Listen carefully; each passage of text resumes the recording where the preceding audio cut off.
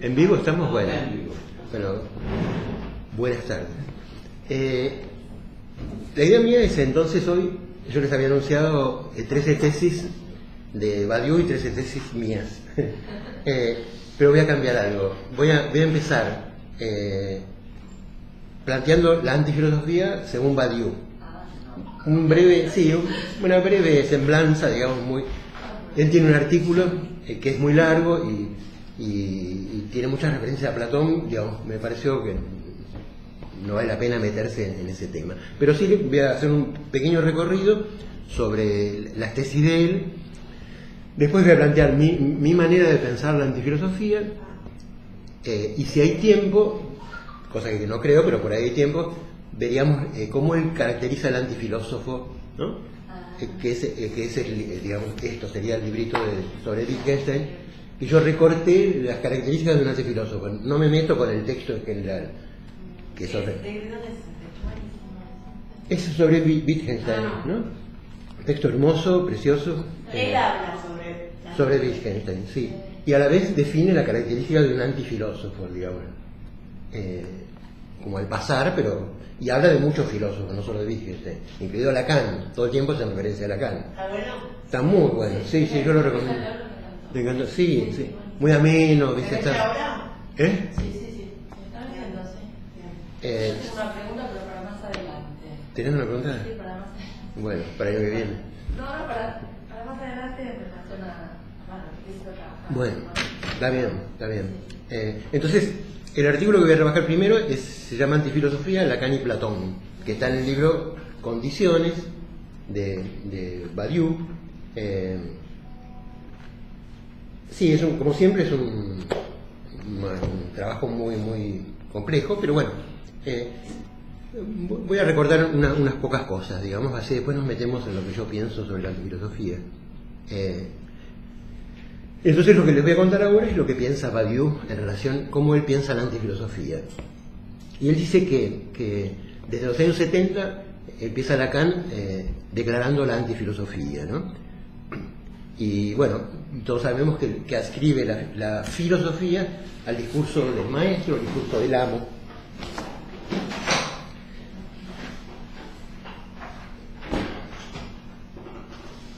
Bueno. Y digamos que él plantea justamente el discurso psicoanalítico, lo funda digamos así, en lo ético, en el plano ético, digamos, ¿no? Y dice que ya desde el año 55 Lacan declara, digamos así, que el mundo de Freud no es el mundo del ser, sino, digamos, el universo del deseo, ¿no?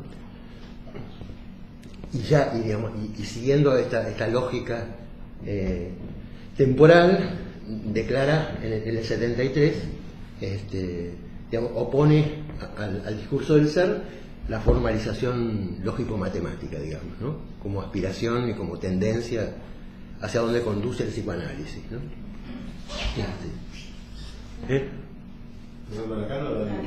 Lacan. En el 73. ¿Algún lugar en particular? En particular, tendría que buscar la cita, digamos así. O sea, lo dice explícitamente. Lo dice explícitamente, sí. O sea, es Badiou citando a Lacan. Sí, lo que les cuento es lo que dice Badiou, digamos, ¿no? Dice, por ejemplo, en 1973, y cita: respecto de una filosofía cuya punta es el discurso de Hegel, la formalización de la lógica matemática no puede servirnos... se lo pregunta. Respecto de Hegel, dice, la formalización de la lógica matemática no puede servirnos en el proceso analítico. Hace esta pregunta Lacan, digamos, ¿no? Como referencia. Y hay algo importante que señala Badiou, es que digamos así, que Lacan postula el psicoanálisis como lugar desde donde se debe juzgar a la filosofía, ¿no? Digamos que hay una inversión, ¿no? Porque piensan ustedes que es justamente desde la filosofía donde se juzga se juzgó siempre a todas las ciencias, digamos, ¿no? Y Lacan hace una inversión única, ¿no? Plantea entonces que debe haber un juicio sobre la filosofía desde el psicoanálisis, ¿no? Y adscribe, digamos así, toda la filosofía al discurso del yo o de la conciencia, ¿no? Y en relación a esto, también señala que no ve demasiado porvenir a la filosofía. Si bien dice que siempre hay brotes de algo que, aún no teniendo porvenir, suele tener brotes. Y que ve mucho más porvenir a la religión, ¿no? Eso lo habíamos visto en el tema de la religión, ¿no? Como algo estructural, ineliminable, ¿no? Bueno, y entonces él plantea que para poder juzgar en relación a la antifilosofía, digamos así, se trata de plantear, de cuestionar el platonismo, ¿no? Sobre todo a Platón. Que, digamos, él habla de un síntoma a Platón, desde el cual dilucidar de qué se trata la antifilosofía. Entonces, para él el síntoma a Platón se origina en la crítica de Nietzsche, ¿no? Esta crítica de Nietzsche sobre la metafísica, donde hay un cuestionamiento permanente de la figura de Platón, y plantea que para Badiou todo el siglo XX fue antiplatónico, ¿no?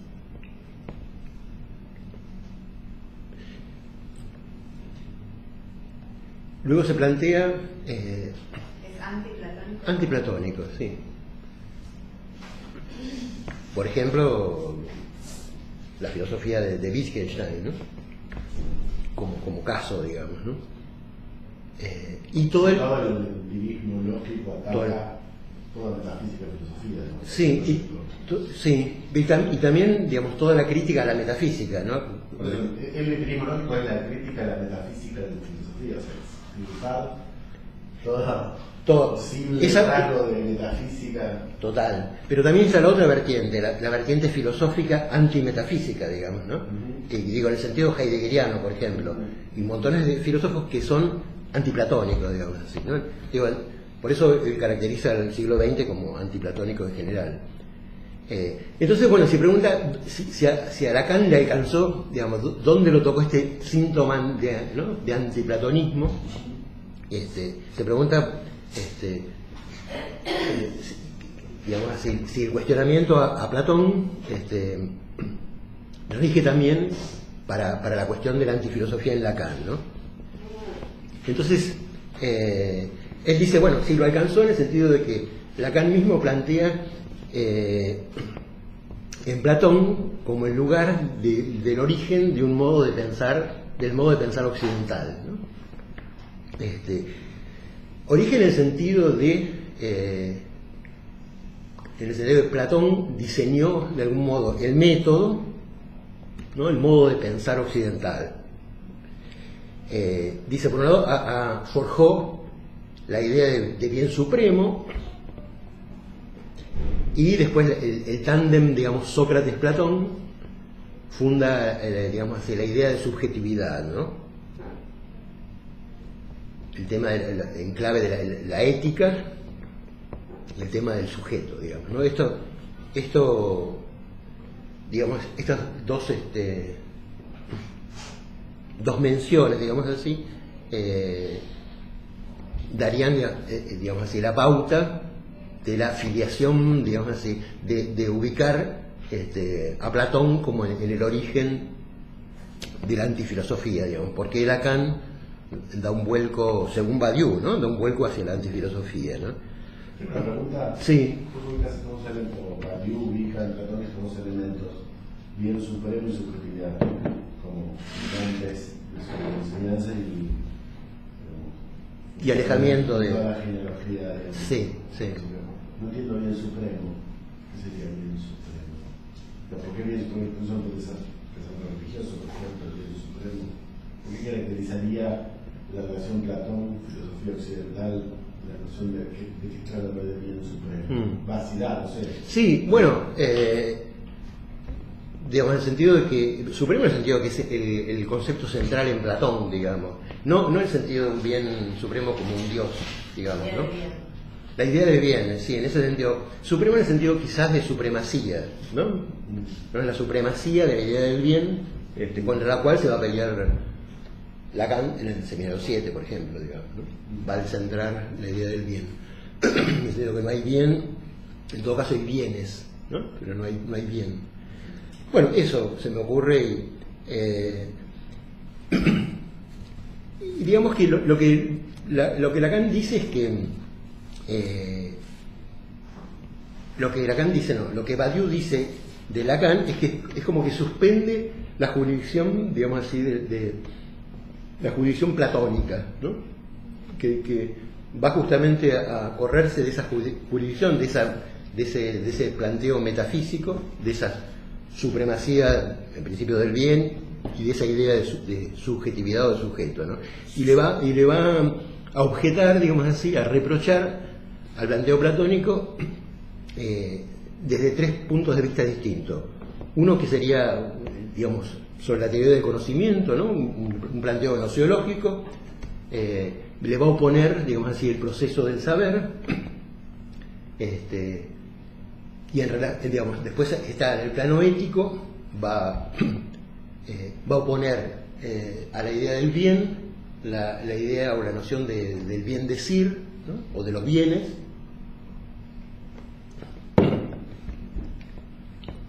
y después a nivel ontológico va a alterar, digamos, la relación saber y ser, ¿no? La relación entre el saber y el ser, es decir, va a cuestionar la idea de verdad. Entonces dice Badiou que justamente donde se funda Lacan en relación al saber, en la objeción que le hace, es justamente en la relación en que no hay relación entre significante y significado, ¿no? Que algo se sustrae en toda enunciación y siempre queda como un resto, ¿no? Y señala, digamos así, las críticas que le hace Lacan a Platón de esta manera, ¿no? O sea que Lacan se fue más que Aristóteles, fue antes que Aristóteles. Fue Sí. como un momento anterior a Aristóteles. Sí. Bueno, Un momento previo. Esa es la tesis. Después se terminó de pudrir todo. Esa es la tesis de Badiou, de que, digamos, si hay un síntoma Platón, digamos así, que atraviesa todo el siglo XX. Antes que Aristóteles. Antes que Aristóteles, claro. También, vamos a verlo ahora, él separa, después, digamos, él señala que Lacan progresivamente va separando la figura de Sócrates de Platón, no las hace coincidir siempre, digamos, ¿no? Eso lo vemos en un rato. Pero sí.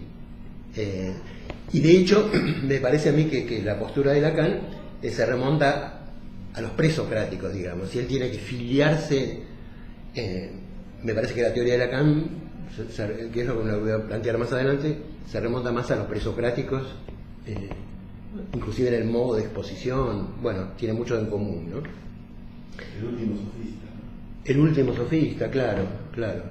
Aunque los sofistas, digamos, son posteriores a los presocráticos también, ¿no? Pero me parece que el modo de exposición de los presocráticos, tan enigmático, a veces tan oscuro y tan poético, ¿no? Poético, digamos, tiene mucho que ver con el modo de... Bueno, el sofista y presocrático. Sí. El sofista y presocrático. Sí. Yo creo que Bárbara Casena anda por ese camino, digamos, ¿no? A mí me parece, digamos, que tiene que ver con los presocráticos. Pero bueno, él dice que Badiou, que lo que le critica Lacan a Platón es que él cree, digamos así, que el significante dice la realidad de la cosa, la esencia de la cosa, ¿no? Sin resto, que plenamente. Y por otro lado señala cierto fracaso, digamos así, en el planteo platónico, en el sentido de que lo va a contrastar, digo, en el acceso a la verdad, ¿no?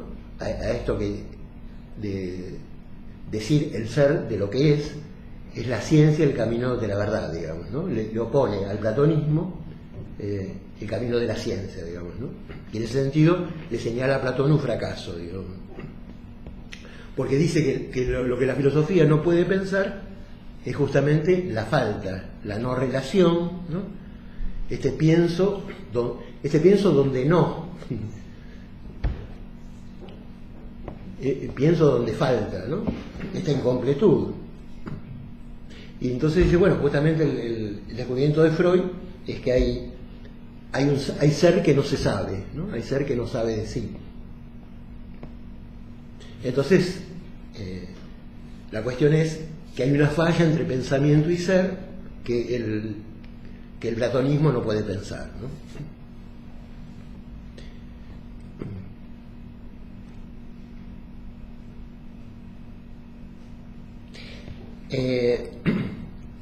Y luego, mucho más adelante, Lacan introduce justamente el matema, ¿no?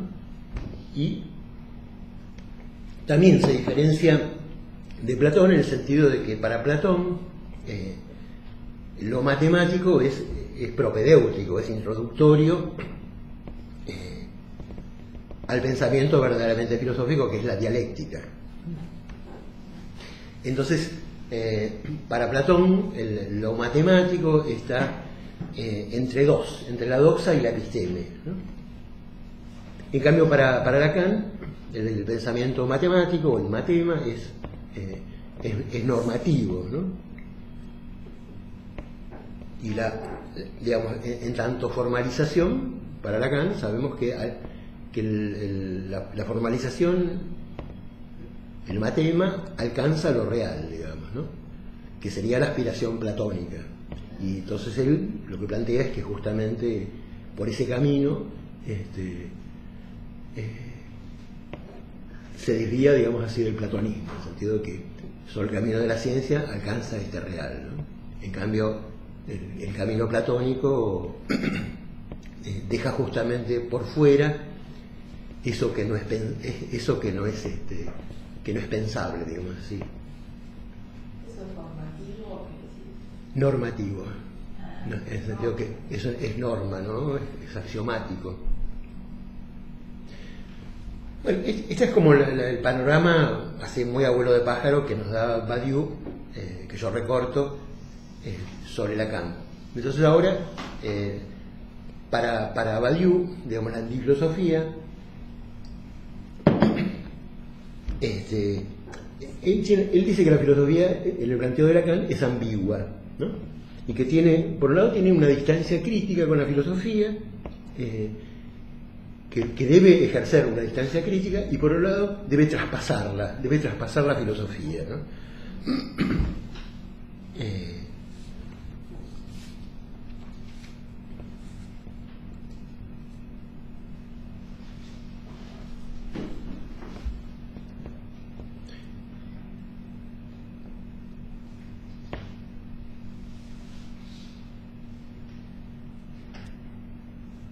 Bueno, como les decía antes, también señala, digamos, esta disyunción que hace Lacan entre Platón y Sócrates, en el sentido que para él sigue siendo el discurso platónico, el discurso del maestro. En un momento lo califica, no sé dónde, porque no cita, diciendo que Platón es un sade más divertido.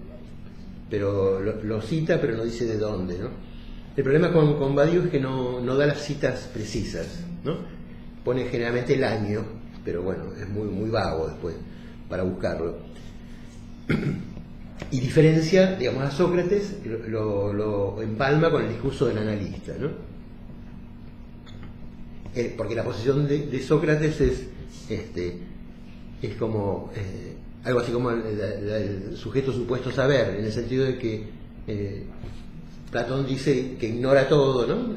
El maestro ignorante, menos en una cosa, que es sobre el amor, ¿no? Sobre el amor sí. Y en eso, bueno, tiene que ver con el analista en el sentido del amor de transferencia, ¿no?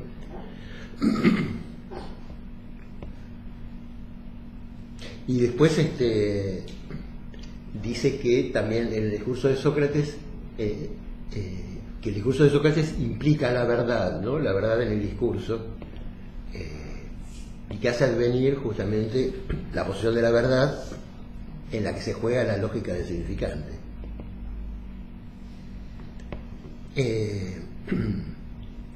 Bueno, otra cosa que destaca Badiou, ya en la dimensión ontológica, ¿no? En este contrapunto entre Lacan y Platón, es justamente la famosa tesis de que el ser piensa, ¿no? La tesis parmenidia, porque considera considera al ser como una especie de realización de un saber o del saber, ¿no? Y en ese sentido, lo más real para Platón es la idea, ¿no? O la forma. Digamos que la idea, digamos así, sería como la realización total del saber, ¿no? Que apuntaría y que tocaría algún real ahí, ¿no? Bueno, Lacan le opone a esto que hay una relación de ser que no se puede saber, digamos, ¿no? Bueno, para resumir la posición de Badiou, él dice que la antifilosofía es un dispositivo de duplicidad, ¿no? Un minuto. Sí. ¿Por qué citaste a Parménides? No hice el link ahí con... ¿Y por qué? ¿Por Platón, con Parménides? Claro, en el sentido de que Toma esa línea, viene de esa línea. de esa línea, sí, no hay diferencia, digamos, ¿no? Que el ser piensa, y en esto, digamos así, viene toda la oposición con los sofistas, digamos, ¿no? Que van a cuestionar a las tesis parmenidias. Entonces, bueno, en ese sentido, Lacan se plantea antifilosófico y antiplatónico y antiparmenidio. Tesis parmenidia de lo que ser es y lo que no ser. Y el no ser no es, digamos, ¿no? O pensar, digamos así, la relación de mismidad entre ser y pensar, ¿no? Que todo lo que se piensa es, ¿no? Es entitativo, se puede identificar, y que el ser es el ser consiste y esta mismidad, digamos así, esta identidad en la diferencia, digamos, ¿no? Y lo que no puede pensar la filosofía es justamente el agujero, este agujero donde algo adviene en un lugar donde no se piensa, digamos, ¿no? Esta consistencia de un eso piensa que no es de nadie, digamos así, que no se identifica, ¿no? Que no adquiere estatuto de ser, ¿no? Que eso que piensa no es un ser. Entonces, ¿cómo saber de eso que no es un ser, digamos, ¿no? Acá hay una disyunción entre la disyunción entre ser y pensar, que está siempre postulado como una identidad entre ser y pensar, ¿no? En ese sentido, altera la serie que proponía Alfredo, pero Alfredo proponía más bien Platón versus Aristóteles y Heráclito versus Parménides. Sí, Pero sí. afiliar Platón con Parménides invierte, ¿no? Digo, doy una vuelta. Digo, dos en la enseñanza ebersteniana creaban Platón, ¿sí? Y Heráclito de un lado y Aristóteles y Parménides del otro. Sí, es verdad. Fue también... Sí, por lo menos en Pero el... dejaban una vuelta sobre estos síntomas Platón, digo, Sí. están haciendo una crítica sobre consecuencias de Platón, ¿no? Sí, no, para mí no se puede filiar, digamos, una relación. No hay relación en Platón-Aristóteles para nada. Es Platón-Heráclito, digamos, ¿no? Platón es Parmenidio 100%, digamos, ¿no? Okay. ¿Badiou opone a Nietzsche? ¿A Nietzsche? Sí. ¿A quién? ¿A Platón? Sí. Bueno, en realidad Nietzsche se pasa la vida despotricando contra Platón, digamos. Y esa famosa frase de el cristianismo es un platonismo para el pueblo, digamos, pero toda la prédica antimetafísica de Nietzsche es contra Platón, Sócrates, digamos, ¿no? Él plantea que a partir de Platón y Sócrates empieza la decadencia del pensamiento griego, digamos, ¿no? Que en vez de ser la apoteosis es la decadencia, El digamos. poder occidental posterior. ¿Eh? El poder occidental posterior a la decadencia. Sí, pero en relación a lo griego, digamos Sí, así, en relación al griego. es como el triunfo de la línea, digamos, apolínea, ¿no? En contra de lo dionisíaco, digamos, ¿no? Porque si era dionisíaco, Heráclito. Claro, por ejemplo, y los presocráticos en general, No, digo. porque Parménides Eh, no. O también única. no, pero hay muchas lecturas de Parménides, ¿no? Estamos muy simplificados en general, ¿no? Reducido a una... Por eso te pregunto si Nietzsche no puso también a Parménides, porque la lectura es como el ser es y no es, y no es eso solamente lo dijo Parménides. Sí, pero la lectura, igual yo no lo sé porque no lo investigué, pero supongo que la lectura que hará Nietzsche de Parménides debe ser muy original, digamos, ¿no? No creo que sea esto que solemos repetir, digamos. Pero yo no recuerdo, por lo menos hace mucho que trabajo a Nietzsche, no tengo presente ninguna crítica, digamos, en particular a Parménides, ¿no? Pero sí que se filian los presocráticos, digamos, ¿no? Como pensamiento dionisíaco, digamos, ¿no?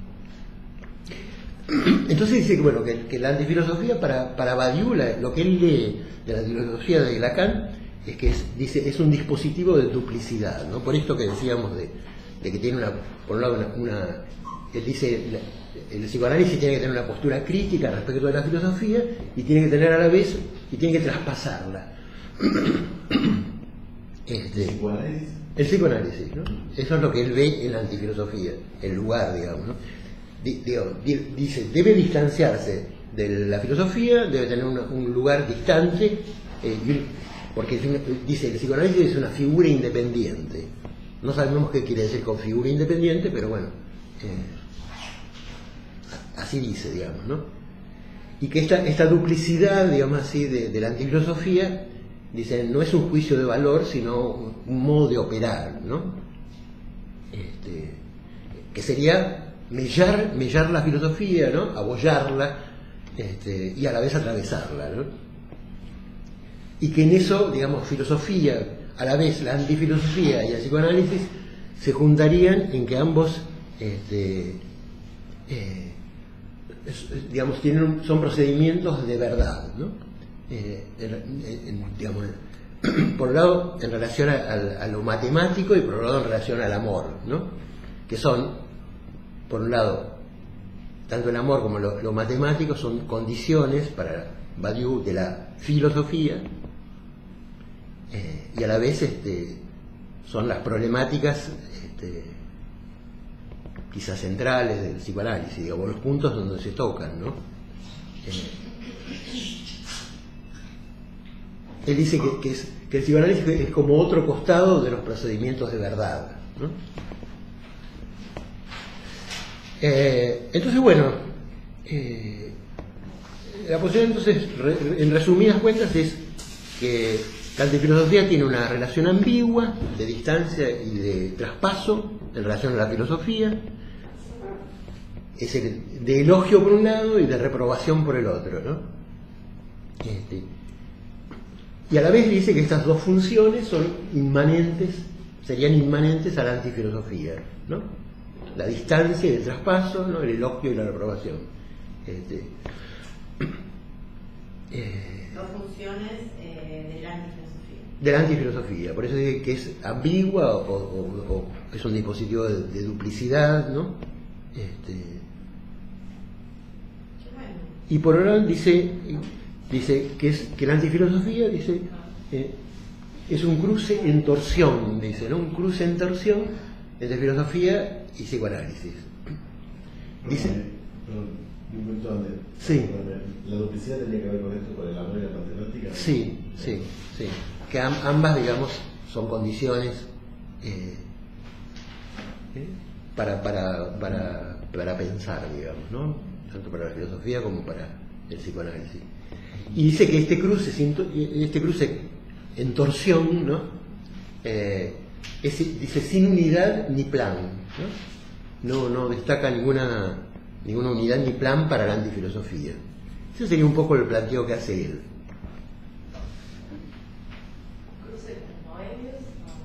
Claro, sería una torsión, ¿no? Bueno, esto sin unidad ni plan es lo que decía recién antes Adriana, un poco la idea del concepto de la antiontología, ¿no? Un concepto, ¿no? Sin unidad Mi plan sonaba mucho lo que planteaba Claro, ayer sí. hace rato respecto a la antiontología. Claro, claro. Sí, sí. Bueno, a mí me parece, digamos, de todas maneras que Badiou no deslinda demasiado de qué se trata No. la antifilosofía. Es que nadie. Excepto yo. Yo ahora voy a... Bueno, vos sí. Mariú no. Alfredo no. Vos sí.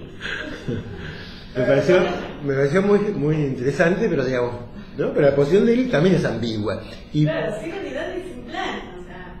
y la vez anterior, cuando vimos filosofía y psicoanálisis, el artículo anterior, también todo el intento de él es como suturar, digamos, la diferencia de psicoanálisis y filosofía, ¿no? Bueno, no por nada, él dice, bueno, yo planteo la única ontología pertinente al psicoanálisis lacaniano, digamos, ¿no? Él se postula como... Y además, él todo el tiempo se postula como discípulo de Lacan, digamos, ¿no? Sí, él lo tiene absolutamente claro, digamos así. Está permanentemente en diálogo con Lacan, ¿no?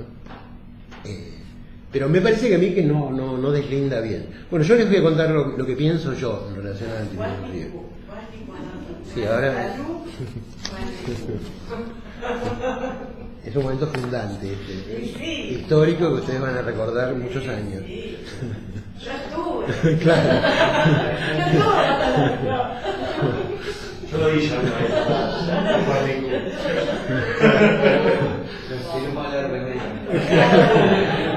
Después. Está bien. Ya que insisten, voy a filmar después. Bueno. Les cuento las 13 tesis, digamos así, que es un esbozo, digamos así, de lo que pienso trabajar de acá para presentar. Lo voy a tratar de presentar para las jornadas, pero no es más que el armazón, ¿no? Después tengo que seguir trabajando y pensando más, pero bueno, pero esto es lo que se me ocurrió hasta ahora.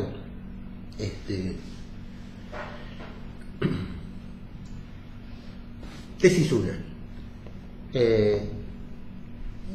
Yo planteo que la antifilosofía piensa las condiciones de posibilidad de lo imposible.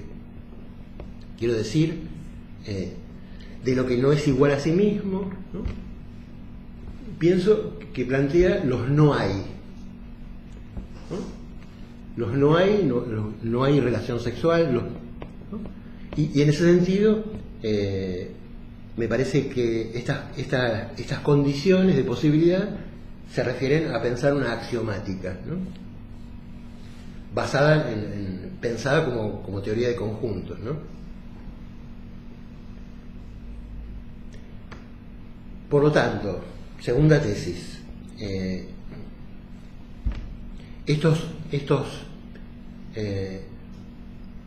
estas posibilidades de los no hay plantean que hay nada de ser, ¿no? O no hay ser, no hay nada de ser, por lo tanto no hay nada de entes, ¿no? La falta en ser me parece que afecta a la nada de entes. Es decir, falta en ser, por lo tanto falta en entes, ¿no? Porque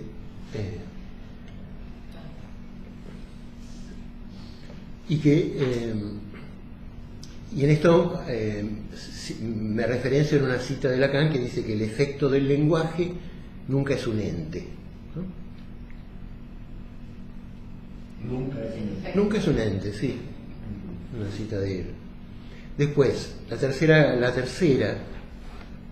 tesis, digamos así,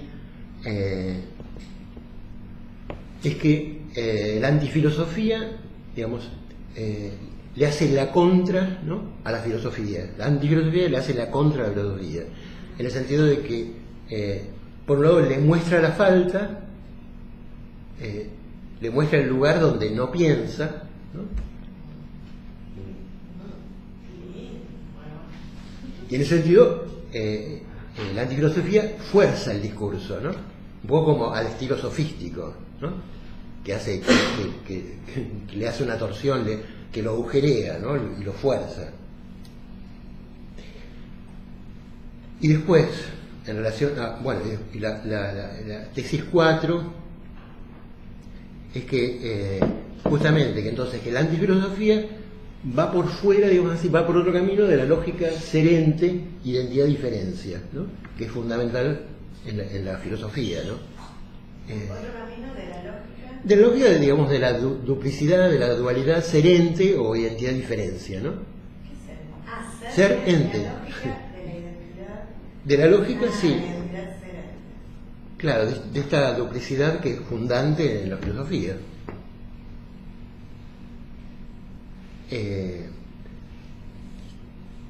Entonces, porque la lógica del significante no trata de entes, sino de hechos de dichos, ¿no? De lo que trata son de hechos de dicho o de dichos, no trata con entes.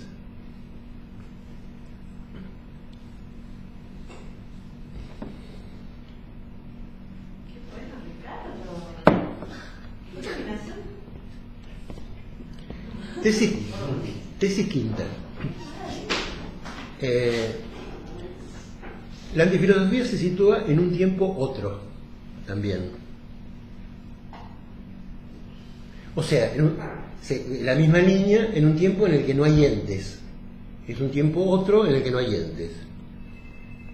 Porque no hay ser, porque no hay es.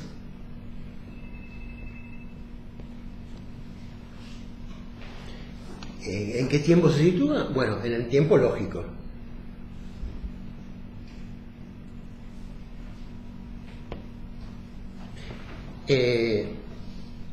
Porque, digamos,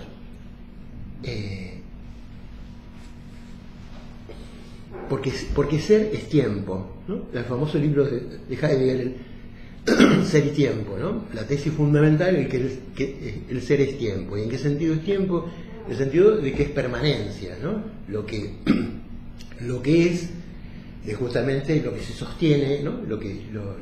Justamente lo sustancial es aquello que permanece, ¿no? Es decir, y si no hay permanencia, ¿no? Si objetamos la permanencia, el ser, tampoco hay identidad. Digo, hay identidad solo de lo que permanece. Si algo que no permanece no puede ser idéntico. Entonces el tiempo es presencia, ¿no? El ser pensado como tiempo es presencia, es presente, es lo que se nos presenta, es lo que aparece, es lo que dura en el tiempo, digamos, ¿no? Lo que se sostiene de ese modo. Entonces el tiempo es condición del ser. Pero el tiempo lógico es otra temporalidad, es la temporalidad del significante, es un tiempo, es el tiempo del abracido, ¿no? Es el tiempo que adviene, digamos así, es el que adviene desde el pasado, ¿no? Es un futuro, digamos así, que adviene, por decirlo adviene desde la anterioridad de lo que fue, digamos así, sin llegar a ser.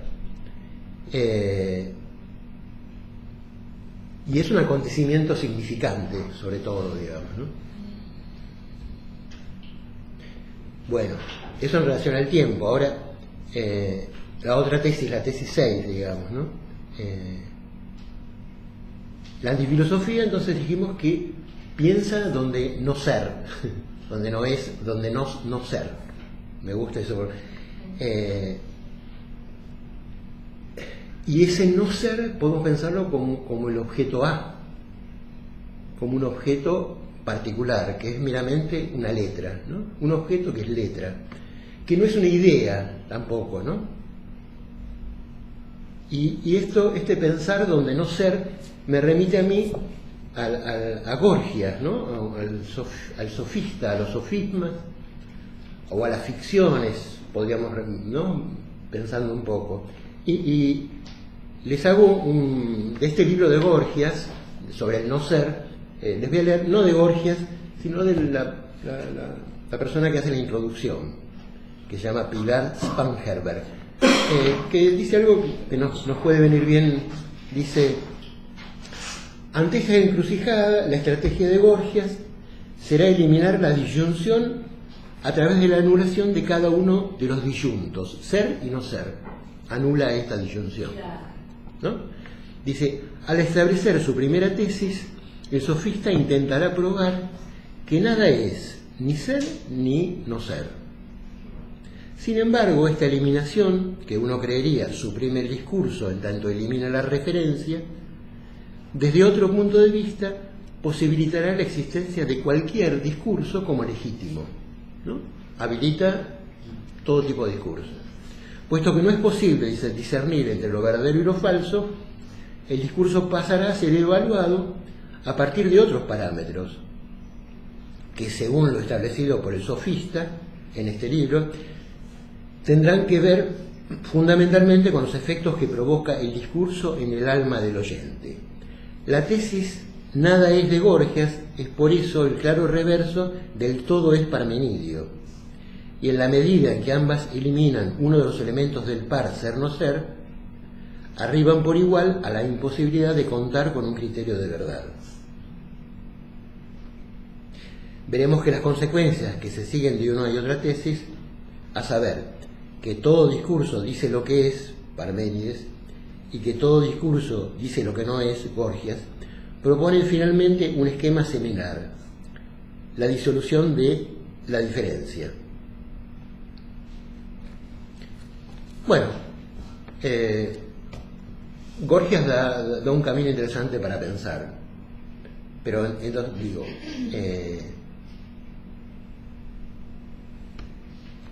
acá cabría, digamos así, todas las reflexiones de Bárbara Cassin sobre la sofística, cómo Lacan se acerca al pensamiento sofístico, ¿no? Que Badiou no está muy de acuerdo con Bárbara Cassin en ese punto, lo dice en el libro. ¿Qué dice Bárbara Cassin? ¿Se puede resumir? ¿Cuál es esa? La de la ecología. Sí, yo, si tienen paciencia, estoy preparando la próxima clase. Les voy a leer lo que dice Bárbara Cassin sobre antifilosofía. Mascheroni, que tiene una posición muy original que ya les comenté. Voy a hacer un raconto, digamos así. Pensaba hacerlo hoy, pero no alcancé por un lado, y además se me ocurrió de golpe todo esto y lo dejé de lado, digamos. Eso, ahí, ex nihilo apareció. Sí. ¿Qué? ¿Se te ocurrió así como...? Sí. No preguntes en qué circunstancias.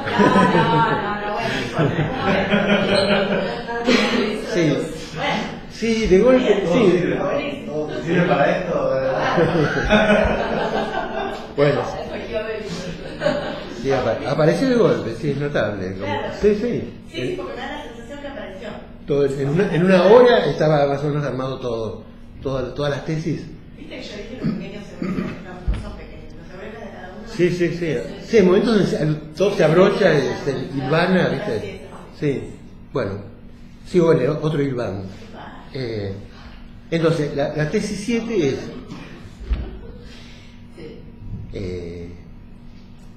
que la antifilosofía piensa lo que yo llamo la materia oscura, usando ¿La 7? la materia oscura. ¿Y qué sería? La materia oscura justamente es la falta en ser, es la falta en ser, o la falla entre el significante y el significado, o la falta de relación sexual, la falta de relación en general, la falta de relación como tal, ¿no? O la falla entre ser y pensar, esta no del todo concordancia, ¿no?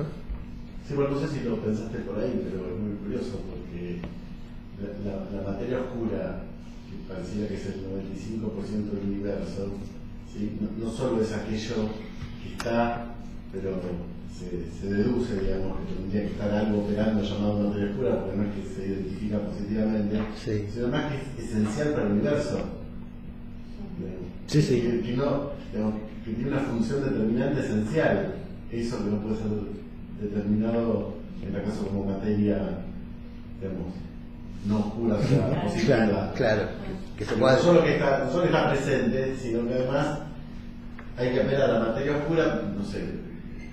Como lógica es como, si vos no contás con la materia oscura, el universo en realidad tendría que irse como expandirse muchísimo más rápido, incluso hasta, no sé si, como viste, el tipo de bosón de Higgs, si la materia no tendría como, no tendríamos, cumple una función esencial, es muy loco eso, sí. Cosmología. Sí, sí. No solo que está ahí, sí. sino que además se supone que si no estuviera eso, que se llama materia oscura, ninguna, todo se va a la mierda en la ecuación. Sí, sí, totalmente ¿Puede justamente. ser los agujeros negros también? No, pero la materia oscura no es agujero negro. No, tampoco se ve muy bien. Digamos, si se toma la masa que hay en el universo, lo que nosotros vemos es una porción, digamos, infinitamente pequeña y que es necesario presuponer que haya lo llamado materia oscura para que cierren las ecuaciones, ¿sí? Cosmológicas. Pero no está identificada la materia oscura como un ente. Y eso es necesario para que cierre. Sí.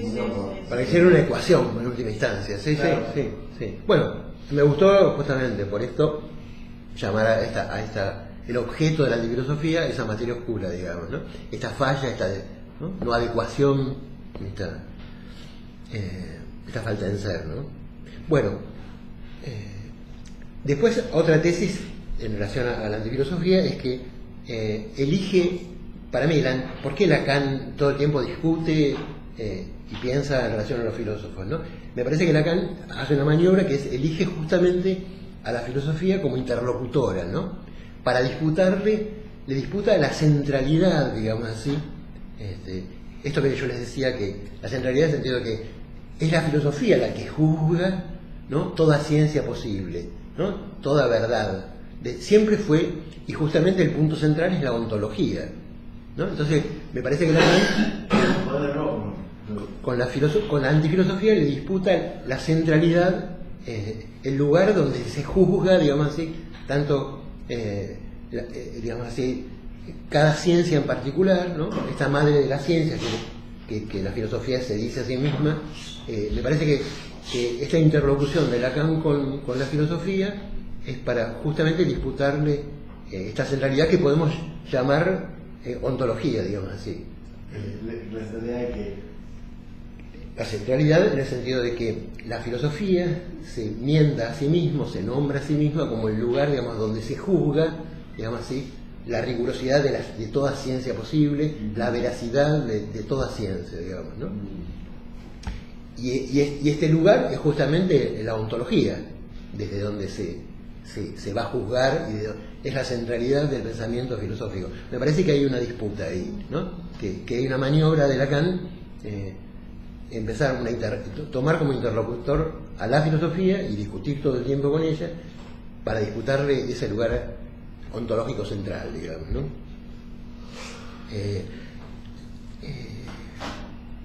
Y acá en relación, digamos, lo que yo planteo es que en esta maniobra se apropia del sujeto, pero digamos así, le quita la sustancia al sujeto, digamos, ¿no? Y esto tiene que ver con, justamente, me parece, con un planteo hegeliano, digamos, con el cual discute Lacan, porque hay una maniobra que es hegeliana, digamos así, que es incluir el pensamiento o pensar la conciencia en la sustancia absoluta, digamos. En la sustancia absoluta spinociana, ¿no? Esto que es Dios, digamos así, que tiene dos atributos, la extensión y el pensamiento. La maniobra hegeliana es justamente incluirle la conciencia, ¿no? Un yo, una subjetividad, ¿no? Porque en el planteo hegeliano pensar la sustancia como sujeto es pensar la particularidad o la universalidad en lo particular o lo particular en lo universal, digamos, ¿no? Sería, digamos así, la maniobra de Hegel es incluir el sujeto en la sustancia, es hacerla determinada, es incluir un contenido determinado, algo universal en general, es particularizarla. Esa es la maniobra, digamos así, fundamentalmente hegeliana. Y lo que intenta Lacan, me parece que es justamente plantear la insustancia del sujeto, ¿no? La inconsciencia, la insustancia, es oponerle este pensamiento, esta conciencia, otro lugar, digamos así, donde no se piensa, donde no hay conciencia, digamos. Bueno, ahora paso a otro tema, a otra tesis. La 9 sería. La 9. La tesis con Lacan y esta tesis es sujeto perfecto. La segunda la anterior. No se piensa en términos de uno, sería, ¿no? Como donde no se piensa. Donde no se piensa, digamos, sí, donde por un lado eso piensa, ¿no? Es una otredad una otredad que nos piensa o que piensa en nosotros, ¿no? En términos de otro, parece. Sí, en términos de una otredad que no tiene una otredad que no tiene una entidad, en el sentido de que no es un ente que está pensando, ¿no? Porque sería lo mismo que postular al inconsciente como un ente que está adentro nuestro, digamos, ¿no? Tampoco ese eso piensa, no es ni nadie, ni nada, ni algo. Es el discurso, digamos, en última instancia, ¿no? Que discurre, ¿no? Es el lenguaje que habla, digamos, ¿no? Es el habla que habla, ¿no? ¿Por qué se caracteriza el habla? Es porque habla. Digo, se sostiene en que habla, digamos, ¿no? Y todo lo que es un hecho de dicho. Hay que decir, digamos así, cuando se dice, digamos así, de eso se hace un ser, digamos, ¿no? Un ser como un hecho de dicho, pero antes del hecho de dicho no hay, ¿no? Hay si se dice, digamos, ¿no? Ustedes saben que Lacan plantea también el término contranaturaleza, ¿no? Entonces yo tengo la siguiente tesis, digamos, ¿no? Tesis 9. A mí me parece que ¿por qué usa esto, ¿no? La idea de contranaturaleza? Plantea, digamos así, una objeción a la naturaleza, ¿no? Una crítica a la naturaleza. A mí me parece que también es una objeción a la ciencia, quizás. Esto no lo tengo muy claro, pero porque cuando digamos así, nos contraponemos a la idea de naturaleza, estamos contraponiéndonos a la noción de la ciencia, digamos así, porque es desde la ciencia cómo se piensa la naturaleza, digamos, ¿no? En el sentido que lo que Lacan plantea es que la naturaleza no es natural, la naturaleza es a partir del discurso, ¿no? Entonces, para plantear una contranaturaleza, esto es contranatura. Como se dice contranatura, ¿qué quiere decir? Que es por la fuerza, ¿no? Decíamos antes que el discurso le hace la contra a la filosofía, ¿no? Es por la fuerza, fuerza el discurso filosófico, ¿no? Entonces me parece que el planteo de Lacan es disolver la naturaleza. ¿Y qué significa? Por un lado, me parece que hay una vertiente para pensar de otro modo la ciencia, ¿no? En esta contranaturaleza, ¿no?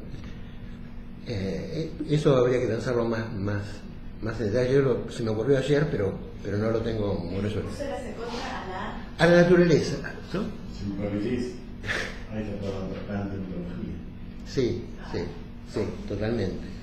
Pero bueno, a mí se me ocurrió algunas otras cosas en relación a ¿vieron la discusión que hay en psicoanálisis y matemática en el sitio de Facebook? Con un tal Lirusi. Sí. Bueno, a partir de eso, digamos, ¿no? ¿Cómo discutir con este hombre? Se me ocurrió algunas cosas en relación a la ciencia, pero bueno, no quiero detenerme en eso. Yo digo que Lacan, la antifilosofía, disuelve la naturaleza en el espacio acósmico, ¿no? En un espacio que es acósmico. Y ese espacio acósmico lo relaciono con lo que yo decía antes de la fisis. En realidad no decía nada. Lo pensé. No, en el sentido de los presocráticos, por eso relacioné la fisis con los presocráticos. En el sentido de que, digamos, antes de la aparición de la filosofía, durante el reinado, digamos así, de la cosmología, de los presocráticos, se pensaba al logos como parte de la fisis. Entonces yo digo, este espacio acósmico es el espacio del significante. Y en ese sentido, digo, hay una relación con esta fisis ampliada, o prefísica, una prefísica que engloba al logos también, ¿no? Como parte de la fisis. ¿Y qué es la fisis? Ya que estamos. La fisis no es lo físico, ¿no? La mejor traducción de fisis es justamente lo que surge de sí, ¿no? Lo que surge de sí. Pero ¿qué quiere decir esto? No digo lo que surge desde sí mismo, ¿no? Porque acá no hay mismo. ¿Y qué significa lo que surge de sí? Digo, surge justamente de lo que se afirma, surge de la afirmación, de lo que se dice. Lo que se dice se afirma, ¿no? Entonces, ese espacio acósmico para mí es un espacio de pura afirmación, ¿no? Es lo que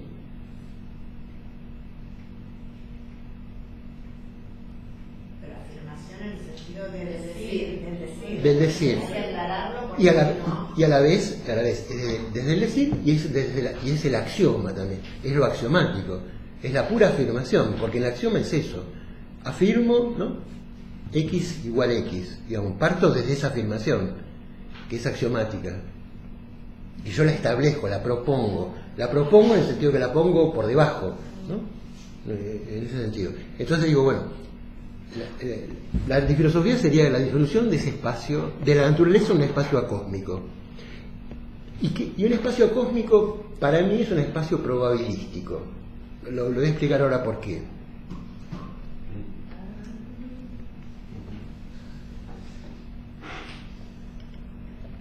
¿Estamos en la tesis 9 o la 10? En la 9 todavía.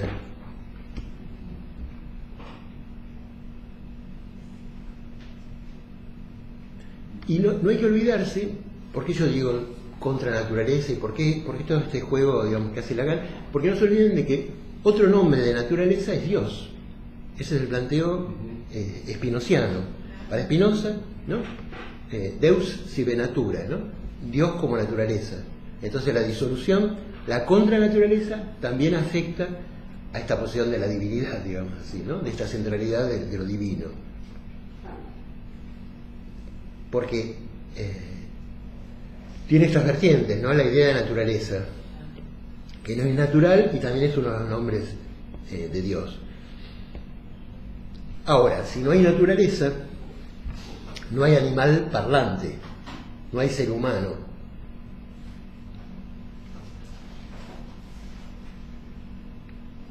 Entonces, no hay animal parlante, sino que hay un decir, ¿no? Un incorporal, ¿no? Y lo que entonces ahí habla y ese incorporal dice, aprovecho un título de Bárbara Casén, de un libro que compré, un libro de cuentos de Bárbara Casén, hermoso, muy raro, muy interesante. Es una... ¿Nuevo es? Sí. Y que se llama, bueno, yo digo que esta falta de animal parlante, ¿no? Que no hay animal parlante y que lo que hay es un habla, un decir, dice, y es efecto del más pequeño y el más imperceptible de los cuerpos. Es el título del libro de cuentos, ¿no? El más pequeño y el más imperceptible de los cuerpos, que tiene que ver con Gorgias también, ¿no?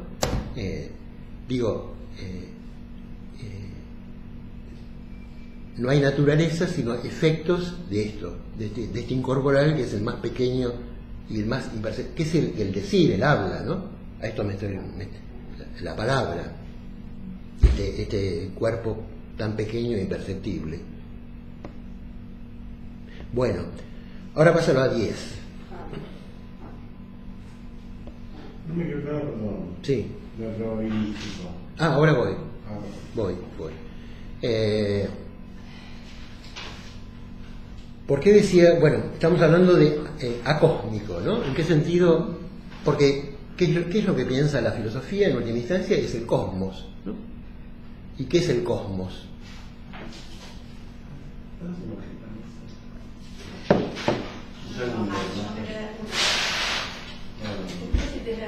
Me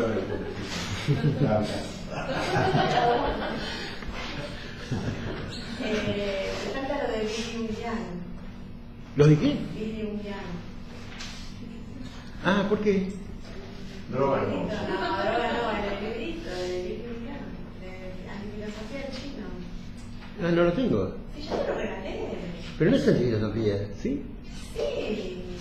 Ese de John Stein habla de antifilosofía. No sé para qué me regalaste, mirá al final. No, leí una parte y me lo sacó mi profesora de pintura. Me lo pidió prestado, me lo acaba de devolver. Sí, mira, porque ahí hay una tesis 14. ah, mira qué bien. Bueno, sí, gracias. Sí. Ahora llego y lo veo. Sí. Un reglosito de una tesis. Bien. Bueno, buenísimo. Sí, me había olvidado. Qué bien. Sí, ese libro me gustó mucho. Bueno, entonces, la tesis es que la filosofía piensa el cosmos, ¿no? Y que el cosmos, ¿qué es el cosmos? Es justamente lo ordenado, pero sobre todo lo armonioso, lo equilibrado. Podemos pensar lo que reposa en sí mismo, ¿no? La concordancia, ¿no? Lo equilibrado y lo armónico es lo que concuerda, ¿no? No sé si estarás de acuerdo. Juan. Estoy anotando, ¿verdad?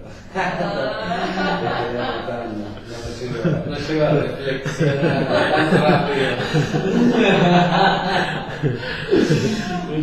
Bueno, digamos que el cosmos es eso, es la armonía, digamos, lo que está equilibrado, lo que concuerda, digamos, uno puede pensar la concordancia como también la relación sujeto y predicado, ¿no?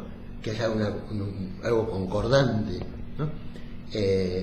Y digo que entonces que la antifilosofía piensa en lo acósmico, es decir, justamente lo contrario, lo desequilibrado, lo que no consiste, lo contingente, y en ese sentido me inclino hacia lo probabilístico, ¿no? A lo que no concuerda o lo que no sabemos nunca dónde está precisamente, lo que irrumpe, ¿no? Cierta falla, digamos así, en la concordancia, ¿no? Pero que tiene un orden igual. Eso ya es otro problema. Si lo acósmico tiene un orden, digamos, ¿no? Y si tuviera un orden, ¿qué clase de orden, digamos, ¿no? Pero en principio estamos en el plano del significante, digamos. Si hay un orden, es un orden, ¿no? Es el régimen del significante, en ese orden, digamos. Y también con esto, en el sentido que me parece que el acosmismo y la A privativa de Lacan, ¿no? La A cosa, ¿no? Que tiene que ver, me parece, digamos, que la antifilosofía pensaría esa A privativa, ¿no? La antifilosofía, ¿no? También pensamos digamos, la negación, la privación, la insustancia como negación. En ese sentido, digamos, me parece que la oposición filosofía-antifilosofía es que la antifilosofía piensa lo inmundo, ¿no? Y se opone, digamos, a este pensar, el pensar el mundo, ¿no? Porque la filosofía piensa el mundo, ¿no? La mundanidad como tal, hasta Heidegger, digamos, ¿no? Bueno, eso sería una tesis. Es como fundar una nueva ontología como un nuevo momento después de Heidegger, como un gran nuevo momento. El de Lacan. Esto, no sé si Lacan, esto. Bueno, esto es Lacan. Es Lacan, es Badiou, sos vos, el otro, es lo que dije al principio, no es es todas las miradas. Porque estas 13 tesis, o 15, las que se te ocurran, son la conjunción de un montón de lecturas. Sí. No hay de uno. Sí. De la matemática, de Cosmos, y de Edelstein, de Heidelstein, de él, de todo un... Es como es fundar un nuevo momento. Para Sí, mí, sí. Es una fundación de un nuevo momento. Sí. Esto. Eso intento, pero hay también otras lecturas de la antifilosofía que no son... No, estas lecturas, no las que se oponen al amo y la filosofía. Esa no. Estas. Sí, sí. Estas Sí. fundan como. Sí, a mí me parece que toman tesis, digamos, sí, una serie de tesis de origen en Lacan. Y que tampoco tendría, por eso, tampoco tendría que haber una definición, como que son todas las vertientes, y todas esas están incluidas dentro de este límite, ¿no? Pero todas yo- esas. Claro, hay un límite de algún tipo de definición. Bueno, Pues si no bueno, te receta de cocina, ¿cómo me no, con el límite, pero entran todas estas. Con el límite entra para que todas estas miradas. Yo creo que cambia el límite, no es que Bueno. no lo hay. Claro. Como si hubiera cortado la ontología y la filosofía hubieran cortado el objeto de un modo, está pensando, ¿sí?, otra manera de concebir el ser y el ente. Yo coincido, que es un momento muy particular. Es un momento Y yo creo que fundacional. el eje está pasando para. Si no estamos locos, el eje lo estamos acá cocinando. Es acá. fundacional. O sea, acá lo ven. Yo lo veo absolutamente. Cuando él recién poco me dijo, Heidegger pensaba esto, y acá hay otra vuelta. O sea, es muy importante. Sí, sí, estamos Muy, dando una muy vuelta. importante. Pero yo no coincido Por lo con... menos para mí es muy importante. Bueno, no coincido... Muy importante. Claro, me estás abordando. Podría ser, entre comillas, el retorno a la calma. Esta vuelta. Claro. Pero no coincido con Badiou. La posición de Badiou no me satisface para nada.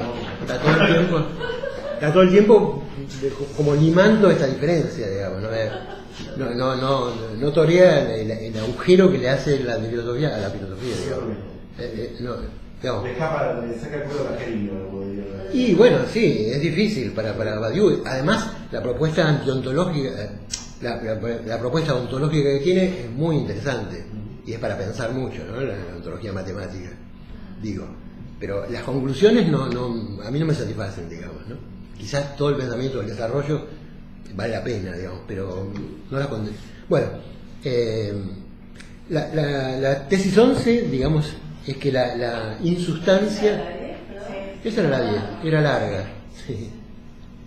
Esta es cortita. La 11 es que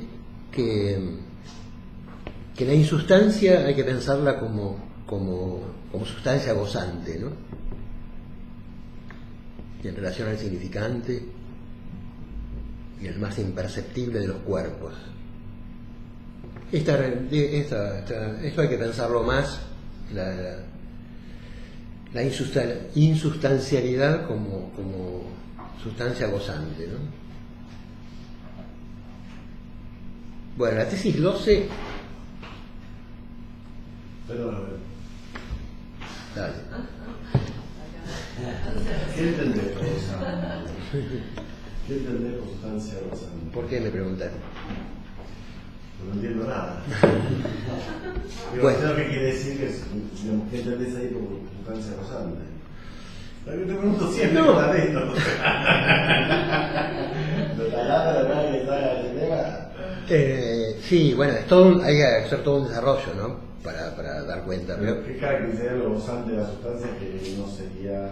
que es significante, digamos, que pertenece al orden significante, tanto la sustancia como lo gozante, como el gozo, digamos, ¿no?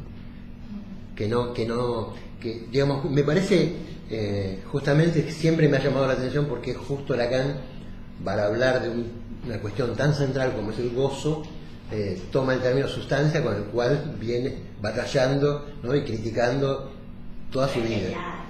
Es genial. Es que es una maniobra. Científica, lo mismo real. Es genial, claro. Él busca las palabras, Lo mismo real. qué bárbaro. ¿No? Porque es justo sustancia. Uno diría, no, la insustancia, pero no, él plantea... ¿Qué mal que le salió? Bueno, Porque lejos de ver lo nuevo ahí, goce. bueno, pero quedaron como. yo en ese sentido no estoy de acuerdo. No le salió mal, digamos así. Las tergiversaciones, las interpretaciones son infinitas. Y siempre va a ser así, siempre fue así, digamos.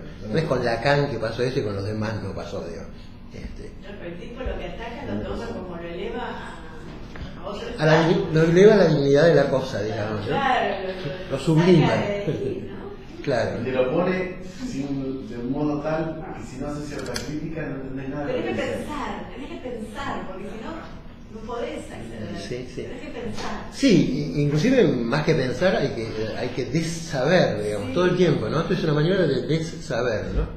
De bajarse, La digamos. desescritura. Sí, en ese sentido es socrático, digamos, ¿no? ¿No? Siempre está preguntando aquello que es tan obvio, ¿no? Y eso es un partero en ese sentido, ¿no? Bueno, en relación a esto viene la tesis 12, que dice que habla justamente de la negación de la permanencia de la significación, en el sentido de que a la significación le es esencial su inestabilidad, ¿no? Le es connatural, no, le es esencial es una inestabilidad que justamente es producto de su no identidad, ¿no? La significación nunca es idéntica. ¿Puedes aceptar la contingencia de la significación? Y sí, absolutamente, sí. Y esto es importante, ¿no? En relación al significante, el significante propiamente es lo que uno escucha, es lo que se oye, ¿no? Porque lo que escuchamos son significantes. La base del lo que se dice queda olvidado, en lo que se escucha tras lo que se entiende. Ahí, en esa frase de Leturdi. Sí, vamos. Se diga queda olvidado en lo que se escucha tras lo que se entiende. Sí, pero digamos, lo que escuchamos son significantes, digamos. Ahí hay que hacer, digamos así, una operación, una maniobra, ¿no? Que apunta al significado o al sentido, digamos. Pero no es que uno escucha el sentido o el significado. Uno oye significantes. Y eso me parece un detalle importante, ¿no? Oye significante. No, pero un silencio podría ser significante. Bueno, también se oye, digamos, justamente. Sí. Sí, es importante eso destacarlo, ¿no? Entonces, bueno, me parece que bueno, eso también ataca a la filosofía, por decir así, ¿no? Justamente es como una inestabilidad insustancial, ¿no? O contingente, bueno. Y por último, digamos, la tesis 13 tiene que ver con la acosa, ¿no? ¿Qué será esta acosa que nos acosa?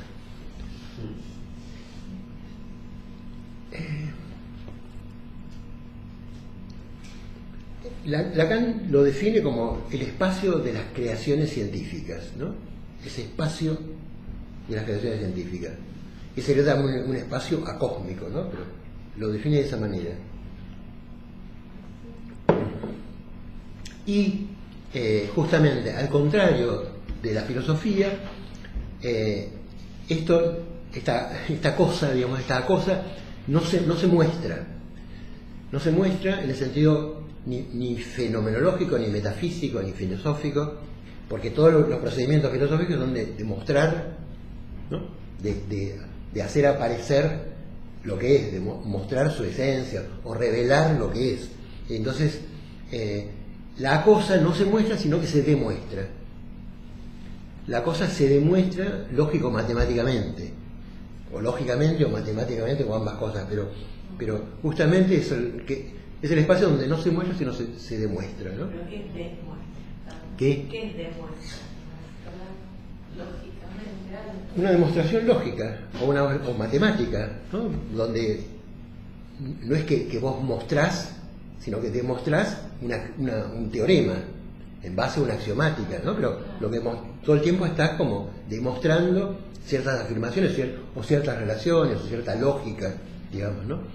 Pero no alcanza con mostrar, sino es fundamental en esta lógica la demostración, digamos, ¿no? Entonces, en ese espacio, porque es el espacio, dice él, de las creaciones científicas, y en ese espacio no se trata de demostrar, se trata de demostrar. No es que, digamos así, no es que mirando por el radiotelescopio alcanza con mostrar lo que hay. O sea, relacionar los matemas. En relación, sí, matemáticamente o lógicamente, digamos, se trata de esa demostración, digamos, de esa mostración, en todo caso, de la relación. Eso es demostrar, digamos, ¿no? Sí. Yo quiero decir un pensamiento de YouTube. A mí después de que vino Edelstein, ¿viste? Edelstein. Sí. Sí. Me quedé pensando, yo dije, bueno, porque Lacan quiere. El intento es de cada caso demostrarlo con una lógica, con fórmulas lógicas, ¿no? Y la pregunta que me dicen, no, yo digo, si el universo se intenta mostrar lógicamente, ¿por qué un caso clínico no? ¿Por qué escaparía a ese orden? Me parece lógico intentar eso. Si todo el universo está explicado con fórmulas, ¿por qué un caso no? Una persona no estaría explicada. ¿Por qué escaparíamos a eso? Me parece obvio. Un caso ahí no es una persona, ¿no? ¿Cómo? Pero nunca es una. Por eso, No es es una persona. Es como el planeta en el cosmos, pero es lo mismo que en el cosmos. En el cosmos no hay un. Si entendés caso como el sistema de relaciones. Como lo que pasa en el universo. Bueno, El sistema de relaciones entre los planetas, las estrellas, los agujeros negros. Es el sujeto de la ciencia. Eso. O sea, ¿por qué escaparíamos a esa lógica, a esa formalización? Quizás por la ambigüedad del significante, ¿no? Bueno, pero lo que Lacan trata es de, justamente, ¿no? Esa lógica, esa ambigüedad significante tiene una lógica. Tiene una lógica significante. Claro, sí. Bueno, porque se intenta. Pero también pero es probabilística esa lógica. Tampoco nos va a dar una certeza. Y tanto como, así como la cuántica probabilística. Sí, tanto como lo que pasa arriba, no sé nada. Tan probabilístico. Claro, eso es la casa taroso. La probabilidad es el azar, la lógica del azar. La lógica del azar. Claro, por eso pregunté por el orden antes, tal vez. Sí. No solo como si es ordenado, sino porque tiene una lógica, tal vez, ¿no? En esa probabilidad. Claro. Sí. Hay una lógica en el azar desde ya. Sí. Adriana, vos esa pregunta la habías hecho hace como 2 años, una vez que tuvimos una reunión. Sí, me habías tirado algo parecido, sí. Ahora que vos decís, Puede ser. se ve que lo venís pensando hace rato. Uno tiene 2 o 3 preguntas de fondo, es verdad. Sí, uno piensa las mismas cosas. Sí, puede ser, pero cuando lo escuché a él, me quedé con la Pensando me quedé y ¿por qué vamos a escapar nosotros? ¿Quiénes somos? Está buena la ¿Quiénes pregunta. somos para escapar a eso? Pero no soy una persona importante. No, pero. Bueno, sí, no, pero me gusta la pregunta. Sí. Es lo mismo. Sí, voy a ver sí, voy a tomar esa pregunta. Está buena para pensarla. Sí, no hace falta meditarlo un poco. O las euricas también son como lo que pasa en el cosmos, las pequeñas euricas. Por ejemplo, cuando a vos te ocurrió esto, es lo mismo que debe pasar en los destellos lo que debe pasar en el universo. Debe ser algo así. Bueno, es la pregunta, está bien, pero también puede ser la pregunta en relación a los entes matemáticos, digamos, o a la matemática. Si se inventa o se descubre, digamos, ¿no? Esta dualidad del pensamiento. Bueno, pero si es... Porque ocurre no de la nada. ¿Es un encuentro o es una invención, digamos, ¿no? Claro, no puedo decir no es de la nada, es de la nada. Es de la nada y también... Y tiene una cierta lógica a la vez, digamos, ¿no? Tiene una cierta lógica. Bueno. Roberto pregunta, ¿solo habría posibilidad si hubiera probabilidad? ¿Solo habría posibilidad? ¿Sí? ¿Posibilidad si hubiera probabilidad? Sí. Yo, en el sentido que lo improbable o lo imposible, ¿no? En el sentido funda lo posible, digamos, ¿no? Que lo imposible es anterior a lo posible, digamos. Que me parece que la filosofía piensa al revés, en todo caso. Piensa las condiciones de posibilidad de lo que es. Y me parece que la antifilosofía pensaría las condiciones de posibilidad de lo imposible, digamos así. Bueno, y por último... Es la primera. Las condiciones de posibilidad de la imposibilidad, de lo imposible, sí. Bueno, y por último, yo decía, bueno, dentro de esta tesis, Lacan dice que llama a esta A cosa el objeto A, el objeto A es una A cosa, digamos, ¿no? Que dice que, y expresamente dice que no es un ente. Y agrega, no es por casualidad que puede reducirse a una letra. No es por casualidad, ¿no? Que no puede reducirse a una letra. No puede. Que puede reducirse. Claro, por eso, no es por casualidad, pero en realidad se reduce a una letra. No un ente, sino una letra. Y a mí me llama la atención justamente que diga una letra, que reduzca. ¿Por qué no un número? ¿Por qué el objeto es A y no 1? Digo, Porque ya el 1 es un ente. porque ya el 1 es un ente, exactamente. Y Entonces la letra está vaciada de significación. y ahí me parece que podemos meter lo de antiontología, en el sentido que no hay un ente. En todo esto. Todo el tiempo estamos con la antiontología, sí, sí.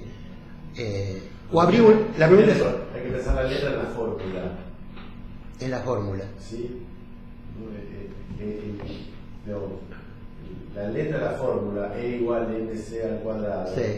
¿Sí? Es una fracción, ¿sí? Sí, operativa, no sé cómo decirlo, sí, de algo, digamos, que en tanto ente se realiza la articulación de las letras. E igual a MC al cuadrado, E es en tanto ente, ¿sí? La relación, ¿sí? Una relación que de alguna manera trasciende cualquier entidad, porque M no es una masa, sino es el universo, es la variable de todas las masas posibles. claro. ¿No? C ahí funciona como constante, no es lo mismo letra que constante, ¿no? E igual a MC al cuadrado, C es constante, o sea, tiene un valor, pero E y M son letras, ¿sí? De manera que fijan una relación por fuera de cualquier presentación, si querés, positiva. De cualquier entidad. Para todos los casos de la función, en la idea de función. Por eso, sí. O sea, letra es lo que hace función. Por lo tanto no hay ente ahí, hay función. Hay un abordaje al ente por fuera, si querés, de la entidad. De toda entidad, claro. Sí, y claro. a su vez generaliza ente. Sí, Sí, es una generalización, sí, de alguna manera, sí, en sí. sentido de variable, ¿no? Sí, sí. Es para todos los casos. Claro, claro, claro. Esto no lo entiende nadie. Cuando vos decís objeto a una cañona, Sí. no sé, nadie sabe esto. Se tomó esto. En la canícula se tomó esto. No, nadie No sabe. se tomó. Esto que estamos hablando de que letra, no número, antifilosofía, antología, porque el número es un ente, porque la letra es cosa vacía. Peor aún. No lo sabe nadie. No, peor aún. Se lo sabe al revés. Se supone que la letra es una marca en el cuerpo de voce. O sea, es peor aún. ¿Se entiende? Digo, se lo toma exactamente en el sentido inverso. Digamos, sería algo singular la letra que se escribe, cuando en realidad es la mayor abstracción de la posibilidad de un particular, no tiene nada que ver con lo singular. Sí. Bueno, la cuestión es si se puede hacer una ontología de la letra. Sí. Digo, La ontología es matemática. bueno, pero no es una ontología, digo, si es antiontología, no es una ontología. Bueno, ahí está la todo. filosofía en algún punto sería una otra filosofía, vamos. No sé. Va. Porque si no, bueno, pues todo reduce a lo mismo. No, Todo el trabajo, sería, me parece, todo el trabajo de Lacan, al final, bueno, al final es una filosofía y al final es una ontología. Sí. Digo, y se Pero como- pasó la vida diciendo que no, pero no caemos en lo mismo. Pero como vos decís, se corre. Es una filosofía corrida, ¿sí? Del fundamento. Yo no dije eso. Si vos decís Lacan se corre, objeta, Platón. Ah, eso dice Badiou. Está bien. No, eso dice Badiou. Está bien. Vos decís que hay una antiontología. Es otra. Tu posición es esa. Es que hay otra. Vos Ahora, decís ¿cómo que- argumentar? Bueno, acá estás argumentando, claro. Acá hay un indicio, digamos, pero falta Bueno. más relleno, digamos, ¿no? Porque no termina de pensar. Y una pregunta, ¿Frege establece una ontología? Sí. Frege establece una ontología. La ontología del número. Bien. Es una antiontología porque es lógico. El fundamento lógico del número. No, pero La es una ontología. del número. Pero él afirma que eso. No habla de ontología. No hablo de ontología, directamente se corre. En absoluto. Ah, bueno. Ah, eso quería saber. Él habla del objeto número. Ah, está bien. Entonces, hay un objeto No, me que se llama parecía. número, que no está en la naturaleza, Perfecto. no está en la mera conciencia al estilo kantiano, Sí. y dónde está, bueno, le voy a decir, está en la lógica. Entonces no hace ontología, él. No dice yo hago ontología. Porque eso no. Él Ah, da yo la pensé- prueba lógica del número. Está bien, está bien. No, yo pensé que vos decías que él hacía ontología, pero no. No, yo lo uso. Vos lo usás como. Pero está bien, está bien. Es como esta referencia de antiontología que dice Alfredo, pero no lo dice Lacan, digamos. Sí. Digo, en ese sentido. Sí, sí, sí. No, entonces a mí eso me ayuda, digamos. Que si Frege no plantea una ontología. No lo planteo, no, Está bien. ontología, pero en algún punto lo plantea, porque está hablando que es ese ente llamado número. Bueno, por eso sí. Bueno, Entonces, Bueno, respecto a lo que llega respecto del número, te está planteando que puede haber un ente, digamos, que sea. no ente. No, o sea, un ente que sea consecuencia del concepto. Hay número, hay eso llamado número porque hay concepto. Bueno, pero está en discusión qué es el número, digamos. Desde Platón hasta ahora estamos. Desde Platón hasta Badiou, pasando por Frege, digamos, estamos. Frege es el que le dio la vuelta. El que dio la gran vuelta. Hasta Frege. Pero el Parménides de Platón no ya está pensando esto, digamos. Sí. Y bueno, esto hace a todo lo que estamos pensando, ¿no? Justamente. La ontología del número, por decirlo así. A mí me parece que antifilosofía y antiontología, más allá de que estemos hablando cuando decimos eso, Sí.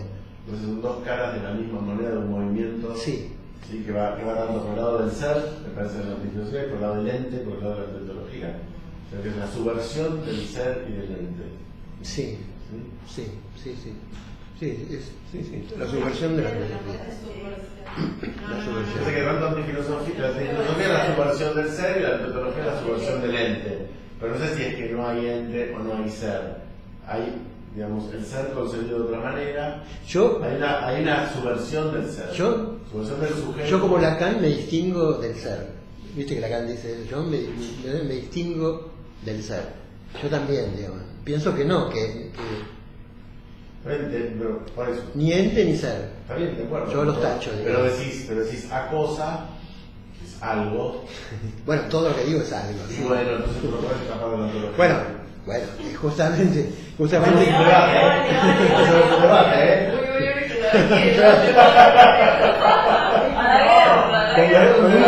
Con un ganador. Una disputatio, en el barro, incluso. ¿Qué está pasando? En el barro con el ano de juez. Claro. Con dos ganadores. Los disputatios con dos ganadores. Sería. Bueno, esas serían las 13 tesis. Muy buena.